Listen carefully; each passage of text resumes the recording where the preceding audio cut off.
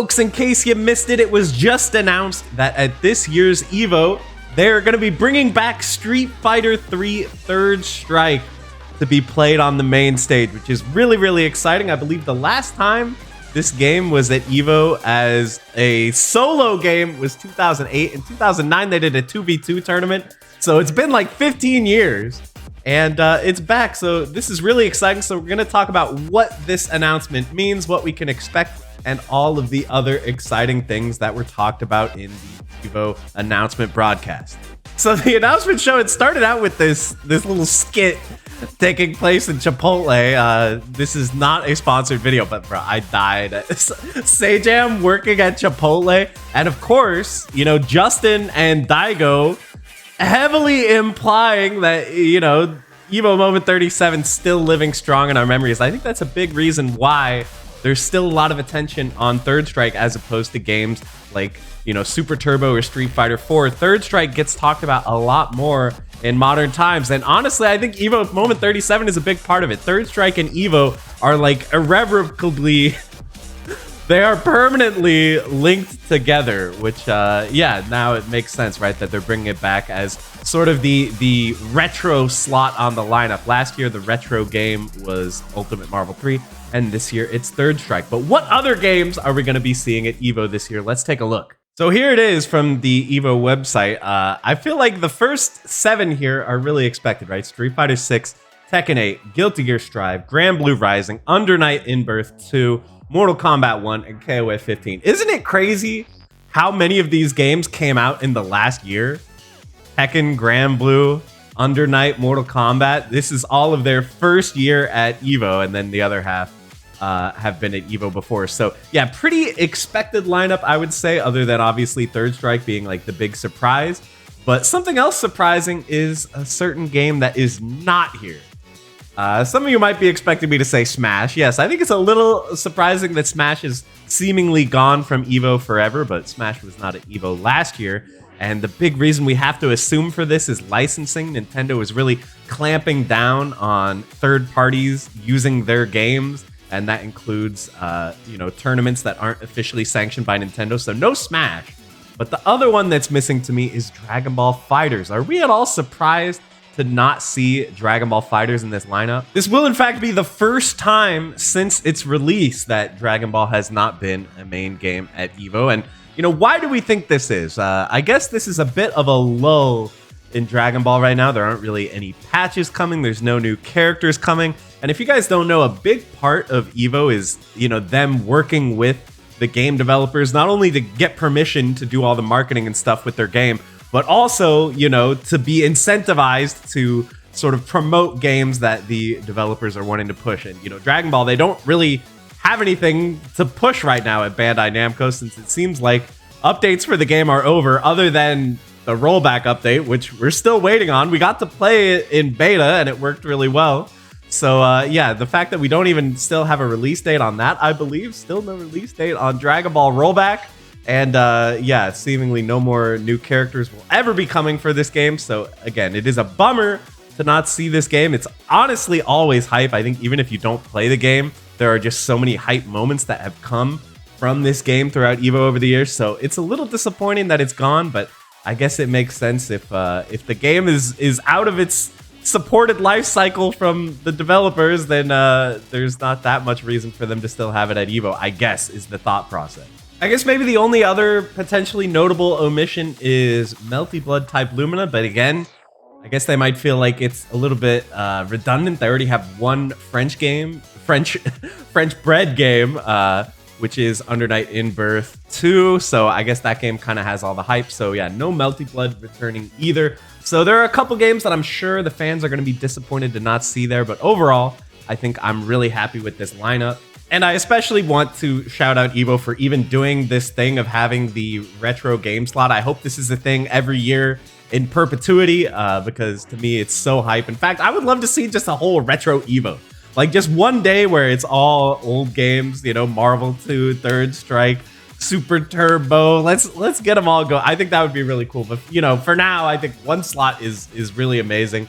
And I'm glad Third Strike is coming back. I'm having trouble with getting tongue-tied today. Yes, Third Strike, a super hype game that I'm glad is going to be returning to the main stage. And what's even more amazing to me, you know, you can go and look at the rules on Evo's website, and it's confirmed that this is going to be arcade Third Strike, which in a way it makes sense because pretty much every tournament that runs this game runs it on arcade, like Combo Breaker and all those kinds of things. They all run it on arcade hardware. That's the preferable port. That's where the game, it runs the best. It's the version that everyone likes without any patches or anything like that. So yeah, the arcade version is being run. I've seen speculation that maybe they would want to run it on the 30th anniversary collection because, you know, Capcom actually can make money by selling that game. But, you know, it turns out they are running arcade. How are they going to get enough arcade machines for all of Evo? I guess we'll find out. But I'm really, really happy about that myself. It does feel better to play the game on a CRT. I'm telling you, the game looks amazing on those old school CRTs that they have hooked up to the Super Gun setups at these tournaments. So yeah, that's going to be really awesome. I looked through these rules and didn't see anything else too surprising. I mean, you know, we all know training stage is banned in Street Fighter 6 because that's Capcom's wishes. Maybe the wishes of the spectators as well. Tekken 8 going to be its first time at Evo because the game just came out. It's going to be 2 out of 3, which I think everyone expected. No customization, which is probably for the best. No going in and making a super crazy avatar that makes it hard to tell what your character's doing. So yeah, to be expected there. Grand Blue Fantasy versus Rising, I think perhaps unsurprisingly, Color 17 is banned, which I think is just because it's distracting, it's bright. Prismatic weapon skins banned for the same reason, but surprisingly here, no frying pan banned for the Jita players. Did they nerf the frying pan? I don't think they did, right? I know for some people ban the frying pan because it has different weapon to hit sounds that make it easier to hit confirm off of than any other weapon in the game, but we might not have access to that in offline play now that I think about it. Actually, don't you have to like unlock that in the single player? So maybe it won't even be a problem. I don't know. We'll have to see. Oh yeah, the other big announcement, in case you guys missed it, is Evo is going to be at a different location this year. Still in Las Vegas, but it is going to be at the Las Vegas Convention Center, which is a little bit off the strip. So if you're planning on going, plan your travel accommodations accordingly because it's on the complete other side of the Las Vegas Strip from where Evo was the last few years. The discounted rooms are at the Westgate and Resorts World, which these are maybe not as like prestigious of hotels as say the Mandalay Bay, but it is what it is, man. You know, I know they're out here trying to save money. And speaking of money, the other kind of talking point about Evo this year is the price. So if you guys haven't seen this, just to get your pass to go to the event is $180 plus fees. So really, it's more like $200 to get a ticket to Evo. Plus, every game you add is going to add $10 on top of that. Every game you want to compete in. So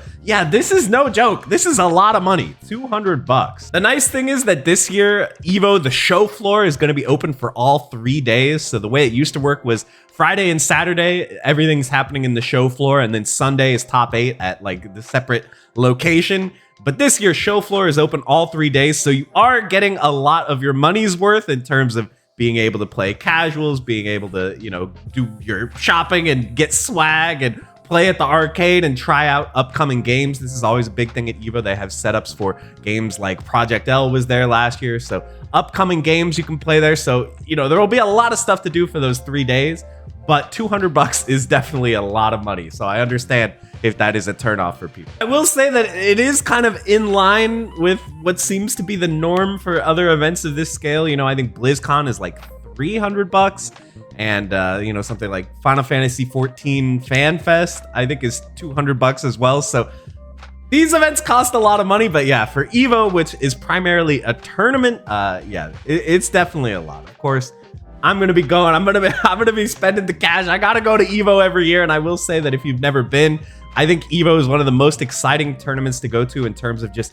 being a big spectacle. There's so much to see. There's so much to do. You'll never get bored. And even if you do get bored, you're in Vegas, so you could just walk around and do stuff.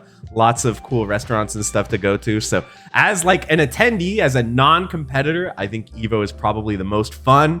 If you're a hardcore competitor who you care about, you know, the tournament, you care about things being run on time and high quality matches and grinding out casuals, I think other tournaments like Maybe Combo Breaker could be a better experience. At least you would save a ton of money going to that. But just for a huge event where, you know, you feel like this is like the ultimate expression of like fighting game hype, I think Evo is pretty hard to beat. So let me know what you guys think. Are you excited for Evo? Are you excited for the return of Third Strike? Do you want to see the return of Third Strike on my channel?